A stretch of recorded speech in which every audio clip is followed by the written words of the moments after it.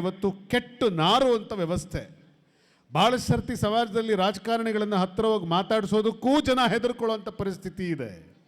ಯಾವಾಗಲೂ ರಾಜಕಾರಣ ಜನರನ್ನು ಹಣ ಬಿಟ್ಟರೆ ಬೇರೆ ಏನೂ ಇಲ್ಲ ಅನ್ನೋಂಥ ಭ್ರಮೆಯಲ್ಲಿ ತೇಲಿಸ್ತಿರೋಂಥ ಈ ಕಾಲದಲ್ಲಿ ನನಗೆ ಹೆಮ್ಮೆ ಏನು ಅಂತಂದರೆ ನಮ್ಮ ಬಸವನಗೌಡ ಬಾದರ್ಲಿ ಅವರ ಬಗ್ಗೆ.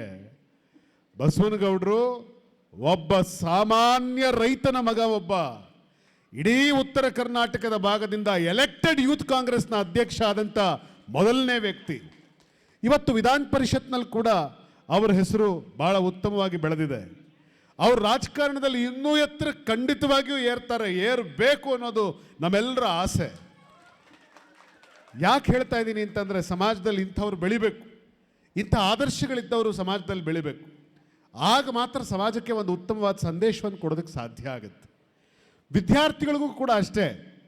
ಯಾಕೆ ಅಂದರೆ ಇವತ್ತು ಶಿಕ್ಷಣ ಯಾಕೆ ಹೇಳ್ತಾ ಇದ್ದೀನಿ ಅಂತಂದರೆ ಭಾಳ ಜನ ರಾಜಕಾರಣಿಗಳು ರಾಜಕಾರಣ ಮಾಡೋದಕ್ಕೆ ಏನು ಮಾಡ್ತಾರೆ ಅಂತಂದರೆ ಅವ್ರಿಗೆ ಆರ್ಥಿಕವಾಗಿ ಸಹಾಯ ಆಗುತ್ತೆ ಅಂಥೇಳಿ ಇಂಡಸ್ಟ್ರಿಗಳನ್ನು ಮಾಡ್ತಾರೆ. ಭಾಳ ಜನ ರಾಜಕಾರಣಿಗಳು ಶುಗರ್ ಇಂಡಸ್ಟ್ರಿಗಳನ್ನು ಮಾಡ್ತಾರೆ, ಬೇರೆ ಬೇರೆ ಇಂಡಸ್ಟ್ರಿಗಳನ್ನು ಮಾಡ್ತಾರೆ.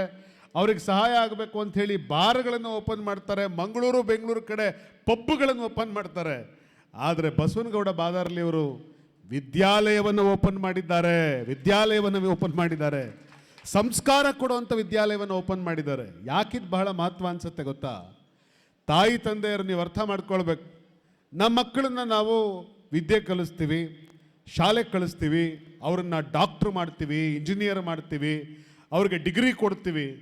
ಆದರೆ ಡಾಕ್ಟ್ರ್ ಆದವನು, ಇಂಜಿನಿಯರ್ ಆದವನು, ಡಿಗ್ರಿ ಪಡೆದವನು ಹೆತ್ತ ತಾಯಿ ತಂದೆಗಳಿಗೆ ಕಡೆಯ ಕಾಲದಲ್ಲಿ ಅವ್ರಿಗೆ ಒಂದು ತುತ್ತು ಅನ್ನ ಹಾಕ್ತಾನಾ ಅನ್ನೋದ್ರ ಮೇಲೆ ನೀವು ಸರಿಯಾದ ಶಿಕ್ಷಣ ಅವನಿಗೆ ಕೊಟ್ರಾ ಇಲ್ವಾ ಅನ್ನೋದು ತೀರ್ಮಾನ ಆಗುತ್ತೆ. ನಾನು ಈ ಮಾತು ಯಾಕೆ ಹೇಳ್ತಾ ಇದ್ದೀನಿ ಅಂದರೆ ಕೆಲವೇ ದಿವಸದ ಹಿಂದೆ ಒಂದು ಪತ್ರಿಕೆಯಲ್ಲಿ ನಾನೊಂದು ಆರ್ಟಿಕಲ್ ನೋಡ್ತಾ ಇದ್ದೆ. ಏನು ಅಂತಂದರೆ ಒಂದು ಅಡ್ವರ್ಟೈಸ್ಮೆಂಟ್ ಕೊಟ್ಟಿದ್ರಂತೆ. ಅಡ್ವರ್ಟೈಸ್ಮೆಂಟನ್ನು ಸ್ವಾಮೀಜಿ ಅಡ್ವರ್ಟೈಸ್ಮೆಂಟ್ ಏನು ಅಂದರೆ ನಮ್ಮ ಮನೆ ನಾಯಿ ಕಳೆದೋಗಿದೆ, ಫಾರಿನಿಂದ ತಂದಿರೋ ನಾಯಿ. ಈ ನಾಯಿನ ಹುಡುಕಿಕೊಟ್ರೆ ನಾಯಿಯನ್ನು ಹುಡುಕಿ ಕೊಟ್ಟವರಿಗೆ 1,00,000 ಬಹುಮಾನ ಕೊಡಲಾಗುವುದು ಅಂಥೇಳಿ ನಾಯಿ ಫೋಟೋ ಹಾಕಿ ಪತ್ರಿಕೆಯಲ್ಲಿ ಅಡ್ವರ್ಟೈಸ್ಮೆಂಟ್ ಹಾಕ್ಸಿದ್ದಾರೆ. ಯೋಚನೆ ಮಾಡಿ. ಕಡೆಗೆ ಈ ನಾಯಿನ ಹುಡುಕಬೇಕು ಅಂತ ಹೇಳಿ ಪಾಪ ಎಲ್ಲ ಕಡೆ ಇವರು ಅಡ್ವರ್ಟೈಸ್ಮೆಂಟ್ ಹಾಕಿದ್ದು ನೋಡಿ ಸಡನ್ನಾಗಿ ಆ ಕೆಳಗಡೆ ನಂಬರ್ ಹಾಕಿರ್ತಾರಲ್ಲ, ಆ ನಂಬರ್ಗೊಂದು ಫೋನ್ ಬಂತು. ಫೋನ್ ಏನು ಅಂತಂದರೆ, ಸರ್ ನಿಮ್ಮ ನಾಯಿ ನಮ್ಮ ವೃದ್ಧಾಶ್ರಮದಲ್ಲಿದೆ ಅಂತ ಅಂದರು. ನಾಯಿ ವೃದ್ಧಾಶ್ರಮಕ್ಕೆ ಹೆಂಗೆ ಬಂತು ಗೊತ್ತಾ? ಇವರ ತಾಯಿ ತಂದೆ ಅಂದರೆ ಇವನೊಬ್ಬ ಸರ್ಕಾರಿ ಅಧಿಕಾರಿ, ಅವನ ಹೆಂಡತಿಗೆ ವಯಸ್ಸಾದ ತಾಯಿ ತಂದೆ ಮನೇಲಿರೋದು ಇಷ್ಟವಿಲ್ಲ ಅಂಥೇಳಿ ಹೆಂಡತಿ ಬೇಜಾರು ಮಾಡ್ಕೊಳ್ತಾಳೆ ಅಂಥೇಳಿ ವೃದ್ಧಾಶ್ರಮಕ್ಕೆ ಸೇರಿಸಿದ್ರು. ಆದರೆ ಆ ವೃದ್ಧಾಶ್ರಮಕ್ಕೆ ಸೇರಿದ ತಂದೆ ತಾಯಿಗಳನ್ನು ಹುಡುಕೊಂಡು ಆ ನಾಯಿ ಮನೆ ಬಿಟ್ಟು ವೃದ್ಧಾಶ್ರಮಕ್ಕೆ ಹೋಗಿತ್ತು. 2 ದಿವಸ ಅನ್ನ ಹಾಕಿದ್ದಕ್ಕೆ ಒಂದು ನಾಯಿ ಹುಡುಕೊಂಡು ವೃದ್ಧಾಶ್ರಮಕ್ಕೆ ಹೋಗುತ್ತೆ. ಆದರೆ ಮಕ್ಕಳು ತಾಯಿ ತಂದೆಗಳನ್ನು ಕಡೆಗಣಿಸ್ತಾ ಇದ್ದಾರೆ ಅಂತಂದರೆ ಇವ್ರಿಗೆ ಶಿಕ್ಷಣ ಸಿಕ್ಕಿದೆಯಾ? ಕೊಟ್ಟ ಶಿಕ್ಷಣದೊಳಗಡೆ ಸಂಸ್ಕಾರ ಇದೆಯಾ? ಈ ಕಾರ್ಯಕ್ರಮಕ್ಕೆ ಯಾಕೆ ಒಂದು ಇಂಥ ಸುಂದರವಾದ ಹೆಸರನ್ನು ಕೊಟ್ಟಿದ್ದಾರೆ, ಸಂಸ್ಕಾರ ಸಂಭ್ರಮ ಅಂತ ಯಾಕೆ ಹೆಸರು ಕೊಟ್ಟಿದ್ದಾರೆ ಅಂತಂದರೆ, ಸಂಭ್ರಮ ಅಂದರೆ ಬರೀ ಹಾಡೋದು ಕುಣಿಯೋದು ಮಾತ್ರ ಅಲ್ಲ, ನಮ್ಮ ಮಕ್ಕಳಿಗೆ ಹಾಡೋದು ಕುಣಿಯೋದ್ರ ಜೊತೆಗೆ ಒಂದು ಸ್ವಲ್ಪ ಓದೋದ್ರ ಜೊತೆಗೆ ಸಂಸ್ಕಾರವನ್ನು ಕೊಡಬೇಕು ಅನ್ನೋದು ಈ ಮಾತಿನ ಅರ್ಥ. 2 ದಿವಸದ ಹಿಂದೆ ನೋಡಿದ್ದೀರಿ, ಮಗ ಅಪ್ಪನನ್ನು ಕೊಂದು ಡ್ರಮ್ ಒಳಗಡೆ ತುಂಬಿಕ್ಕಿದ್ದಾನೆ. ಮಗ ಅಪ್ಪ ಯಾವುದೋ ಹುಡುಗಿನ ಪ್ರೀತಿ ಮಾಡ್ತಿದ್ದಾನೆ ಅಂತ ಹೇಳಿ ಮಗ ಯಾವುದೋ ಹುಡುಗಿನ ಪ್ರೀತಿ ಮಾಡ್ತಿದ್ದಾನೆ, ಅಪ್ಪ ಬೈದ ಅನ್ನೋ ಕಾರಣಕ್ಕೆ ಮಗ ಅಪ್ಪನನ್ನು ಕೊಂದು ಡ್ರಮ್ಮಲ್ಲಿ ತುಂಬಿಡ್ತಾನೆ. 4 ದಿವಸದಿಂದ ನಾನು ಟಿ ವಿ ನೋಡ್ತಾ ಇದ್ದೆ, ಗಂಡ ಹೆಂಡ್ತಿನ ಕೊಂದು ಅವಳನ್ನು ಮುಚ್ಚಿಟ್ಟಿದ್ದಾನೆ. ಅವನೇ ಹಚ್ಕೊಂಡು ಪೊಲೀಸ್ನವ್ರಿಗೆ ಕಂಪ್ಲೇಂಟ್ ಕೊಡ್ತಾನೆ. ನಾನು ನಮ್ಮ ತುಮಕೂರಿನಲ್ಲಿ ನಡೆದಂಥ ಒಂದು ಘಟನೆ, ಆ ಮಗು ನಾನು ಎತ್ತು ಮುದ್ದಾಡಿಸಿದ್ದೀನಿ. ಎಷ್ಟು ಚಂದ ಇತ್ತು ಮಗು. ಆ ಮಗು ಒಂದು ದಿವಸ ನಾನು ಅವ್ರ ಮನೆ ಹತ್ರ ಹೋದಾಗ ಮಗು ಎಲ್ಲಿ ಅಂದೆ. ಆ ಮಗು ಇಲ್ಲ ಸರ್ ಅಂದರು. ಯಾಕೆ ಏನಾಯಿತು ಅಂದೆ. ಸರ್ ಆ ಮಗುವಿನ ತಾಯಿಯನ್ನು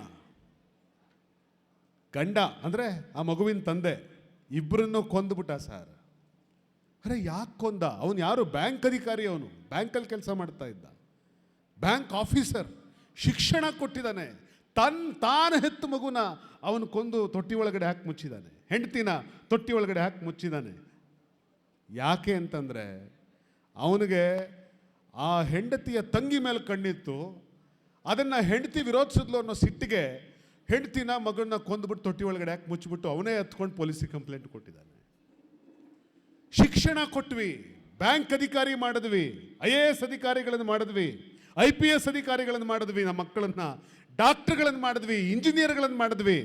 ಆದರೆ ಅವರನ್ನ ಮನುಷ್ಯರನ್ನು ಮಾಡಿದ್ವಾ? ಸಂಸ್ಕಾರವಂತ ಮನುಷ್ಯರನ್ನು ಮಾಡಿದ್ವಾ? ಸಂಸ್ಕಾರವಂತ ಮನುಷ್ಯರನ್ನು ಮಾಡಿದರೆ ಮಾತ್ರ ಈ ದೇಶ ದೇಶವಾಗಿ ಉಳಿಯುತ್ತೆ. ಯಾಕೆ ಅಂದರೆ ದೇಶ ಅಂದರೆ ಬರೇ ಗಡಿ ಗುಡಿ ಮಣ್ಣು ರಸ್ತೆ ಬಿಲ್ಡಿಂಗು ಅಲ್ಲ. ದೇಶ ಅಂದರೆ ದೇಶದ ಒಳಗಡೆ ಇರುವಂಥ ಜನ, ದೇಶದ ಒಳಗಡೆ ಇರೋ ಜನ. ನಾವು ಹೇಳ್ತೀವಿ ಜಪಾನಿಯರು ಜಪಾನ್ ಭಾಳ ಬುದ್ಧಿವಂತ ದೇಶ, ಭಾಳ ಹಾರ್ಡ್ ವರ್ಕಿಂಗ್ ಕಂಟ್ರಿ. ಯಾಕೆ? ಜಪಾನ್ನಲ್ಲಿರುವಂಥ ಜನರಿಗೆ ಕಷ್ಟಪಟ್ಟು ಕೆಲಸ ಮಾಡೋದನ್ನು ಆ ದೇಶದ ಶಿಕ್ಷಣ ಕಲಿಸಿದೆ. ಚೀನಾ ಬಗ್ಗೆ ಮಾತಾಡಬೇಕಾದ್ರೆ ಹೇಳ್ತೀವಿ, ಅಯ್ಯೋ ಇಡೀ ಜಗತ್ತಲ್ಲಿ ಚೀನಾ ತುಂಬ ಪ್ರೊಡಕ್ಟಿವ್ ಕಂಟ್ರಿ. ಯಾಕೆ? ತಮ್ಮ ಮಕ್ಕಳಿಗೆ ತುಂಬ ಪ್ರೊಡಕ್ಟಿವ್ ಆಗಿರೋದನ್ನು ಭಾಳ ಸಣ್ಣ ವಯಸ್ಸಿನಿಂದ ಚೈನಾ ದೇಶದಲ್ಲಿ ಕಲಿಸ್ತಾರೆ. ಅಮೇರಿಕಾ ದೇಶದ ಮಕ್ಕಳು ಜಗತ್ತಿನಲ್ಲಿಯೇ ತುಂಬ IT ಫೀಲ್ಡ್ನಲ್ಲಿ, AI ಫೀಲ್ಡಲ್ಲಿ, ತಂತ್ರಜ್ಞಾನದ ಫೀಲ್ಡಲ್ಲಿ, ಸಾಫ್ಟ್ವೇರ್ ಕ್ಷೇತ್ರದಲ್ಲಿ ಜಗತ್ತಿಗೆ ಇವತ್ತು ಸವಾಲೊಡ್ಡಿ ನಿಲ್ತಿದ್ದಾರೆ. ಯಾಕೆ? ಆ ದೇಶದಲ್ಲಿ ಮಕ್ಕಳಿಗೆ ಆ ಥರದ ಶಿಕ್ಷಣವನ್ನು ಕೊಡ್ತಾ ಇದ್ದಾರೆ. ಅಂದರೆ ನಮ್ಮ ದೇಶದ ಜನ ಹೆಂಗಿರ್ತಾರೋ ದೇಶ ಹಂಗಿರುತ್ತೆ. ಹೀಗಾಗಿ ದೇಶದ ಜನರಿಗೆ, ಭಾರತ ದೇಶದ ಜನರಿಗೆ ನಾವು ಯುವಕರಾಗಿದ್ದಾಗ, ಮಕ್ಕಳಾಗಿದ್ದಾಗ ಉತ್ತಮವಾದ ಸಂಸ್ಕಾರವನ್ನು ಕೊಡಬೇಕಲ್ವೇ? ಕೊಟ್ಟರೆ ಆಗ ಮಾತ್ರ ಭಾರತ ಜಗತ್ತಿನ ಮುಂದೆ ನಿಂತಾಗ ಅದಕ್ಕೊಂದು ಅದ್ಭುತವಾದ ಗೌರವ ಸಿಗುತ್ತೆ, ಅದ್ಭುತವಾದ ಗೌರವ ಸಿಗುತ್ತೆ. ನಾವು ಗ್ರಾಮೀಣ ಭಾಗದ ಮಕ್ಕಳಿಗೆ ಒಂದು ಕತೆ ನಾನು ಯಾವಾಗಲೂ ಹೇಳ್ತಾ ಇರ್ತೀನಿ. ಭಾಳ ಸರ್ತಿ ನೋಡಿ, ಈ ಶಾಲೆಯಲ್ಲಿ ಆಗಲೇ ಮಾತನಾಡಿದವರು 3-4 ಜನ ಮಕ್ಕಳು ಬಂದು ಮಾತಾಡಿದ್ರು ವೇದಿಕೆ ಮೇಲೆ. ಅವರೆಲ್ಲರೂ ಮಾತಾಡಿದ ಮಾತನ್ನು ನಾನು ಕೇಳಿಸ್ಕೊತಾ ಇದ್ದೆ, ಮಗು ಏನು ಮಾತಾಡುತ್ತೆ ಅಂತ.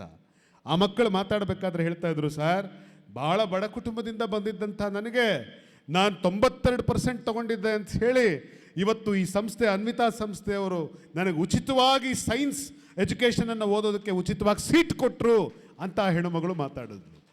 ಸೀಟ್ ಕೊಟ್ಟರು, ಅದ್ಭುತವಾದಂಥ ಶಿಕ್ಷಣ ಪರಿಕರಗಳನ್ನು ಸಂಸ್ಥೆ ಒಳಗಡೆ ಅಳವಡಿಸ್ಕೊಂಡಿದ್ದಾರೆ. AI ಟೆಕ್ನಾಲಜಿ ಇರುವಂಥ, ನಾನು ಹೇಳ್ತಾ ಇದ್ದೀನಿ, ನಾನು ಶಿಕ್ಷಣ ಕ್ಷೇತ್ರದೊಳಗಡೆ ಇದ್ದವನಾದ್ರಿಂದ ಹೇಳ್ತಾ ಇದ್ದೀನಿ.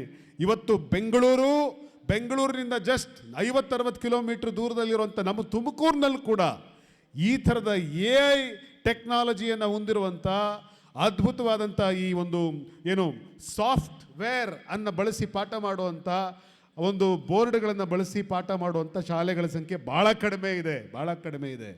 ಆದರೆ ಈ ದೂರದ ರಾಯಚೂರಿನಲ್ಲಿ ಕಡಿಮೆ ಫೀಸ್ ಜೊತೆಗೆ ಮಧ್ಯಾಹ್ನದ ಊಟ ಕೊಟ್ಟು, ಬಹುಶಃ ನನಗನ್ಸುತ್ತೆ ಸರ್ಕಾರಿ ಶಾಲೆ ಬಿಟ್ಟರೆ ಇಡೀ ಕರ್ನಾಟಕ ರಾಜ್ಯದಲ್ಲಿ ಮಧ್ಯಾಹ್ನದೊತ್ತು ಉಚಿತವಾಗಿ ಊಟ ಕೊಟ್ಟು ಶಾಲೆ ನಡೆಸ್ತಾ ಇದ್ದರೆ, ಕಾಲೇಜ್ ನಡೆಸ್ತಾ ಇದ್ದರೆ ಅದು ಇವರೊಬ್ಬರೇ. ಯಾಕೆ ಅಂತಂದರೆ ಆಗಲೇ ಯಾರೋ ಮಾತನಾಡ್ತಾ ಹೇಳ್ತಾ ಇದ್ರು ಈ ವೇದಿಕೆ ಮೇಲೆ, ನಮ್ಮದು ಯಾವಾಗಲೂ ಕೂಡ ನೀಡೋ ಕೈ ಆಗಬೇಕು, ಬೇಡೋ ಕೈ ಆಗಬಾರ್ದು ಅನ್ನೋದನ್ನು ನಮಗೆ ಶಾಲೆಯಲ್ಲಿ ನಮ್ಮ ಪ್ರಾಂಶುಪಾಲರು ಹೇಳ್ತಾ ಇದ್ರು ಅಂತ ಒಂದು ಮಗು ಮಾತಾಡಿದ್ಲು. ಬಹುಶಃ ಅದನ್ನು ಯಾರಿಂದ ಕಲಿಬೇಕು ಅಂತಂದರೆ ಬಸವನಗೌಡರು ಅವರ ತಾಯಿ ತಂದೆ ಕೊಟ್ಟಿರುವಂಥ ಸಂಸ್ಕಾರದಿಂದ, ಅವರ ಅಣ್ಣ ಅವರ ತಾಯಿ ತಂದೆಯವರಿಂದ ಪಡೆದಿರುವಂಥ ಸಂಸ್ಕಾರದಿಂದ ಇವತ್ತು ಈ ಶಾಲೆ ಒಳಗಡೆ ಅದನ್ನು ಸಾಕಾರಗೊಳಿಸಿದ್ದಾರೆ. ಮತ್ತು ಇನ್ನೊಂದು ಮಾತು ಹೇಳಿದ್ರು, ಏನು ಅಂತಂದರೆ ನಾವು 95% ಮಾರ್ಕ್ಸ್ ತಗೊಂಡಿರುವಂಥ ಬಡ ಮಕ್ಕಳಿಗೆ ಈ ಇಡೀ ತಾಲೂಕಿನಲ್ಲಿ ಎಲ್ಲೇ ಆಗಲಿ ಅವರು 95% ಮಾರ್ಕ್ಸ್ ತೊಗೊಂಡಿದ್ರು ಅಂತಂದರೆ ಆ ಮಕ್ಕಳಿಗೆ ಉಚಿತವಾಗಿ ನಾವು PU ಎಜುಕೇಷನ್ ಕೊಡ್ತೀವಿ ಅನ್ನೋಂಥ ಮಾತನ್ನು ಹೇಳಿದ್ರು. ಏನು ಅದ್ಭುತ ರೀ, ಏನು ಅದ್ಭುತ ರೀ. ಇವತ್ತು ಒಳ್ಳೊಳ್ಳೆ ಕಾಲೇಜ್ಗಳಲ್ಲಿ ಸೀಟ್ ಕೊಡೋದಕ್ಕೆ 95% ಇರಬೇಕು, ಅದರ ಮೇಲೆ 2 ಲಕ್ಷ 3 ಲಕ್ಷ 4 ಲಕ್ಷ ತುಂಬಬೇಕು. ಅಷ್ಟು ತುಂಬಿದ್ರೂ ಸೀಟ್ ಕೊಡೋರಿಲ್ಲ. ಆದರೆ ಇಲ್ಲಿ 95% ಮಾರ್ಕ್ಸ್ ತಗೊಂಡಿರೋ ಮಗು, ಅವನು ಯಾವ ಜಾತಿಯವನಾಗಿರಲಿ, ಯಾವ ಸಮುದಾಯದವನಾಗಿರಲಿ, ಯಾವ ಧರ್ಮದವನಾಗಿರಲಿ, ಅವನೊಬ್ಬ ಕೂಲಿ ಕಾರ್ಮಿಕನ ಮಗ ಆಗಿರಲಿ, ಅವನು 95% ತಗೊಂಡಿದ್ರೆ ಬಾಪ ನಿನ್ನೊಳಗಡೆ ಪ್ರತಿಭೆ ಇದೆ, ನಿನ್ನ ಬೆಂತಟ್ತೀನಿ ಅಂತ ಹೇಳೋವಂಥ ಬಹುಶಃ ಕರ್ನಾಟಕದ ಒಂದು ಅತ್ಯುತ್ತಮ ಸಂಸ್ಥೆಯಾಗಿ ಅನ್ವಿತಾ ಶಿಕ್ಷಣ ಸಂಸ್ಥೆ ಬೆಳೀತಾ ಇದೆ.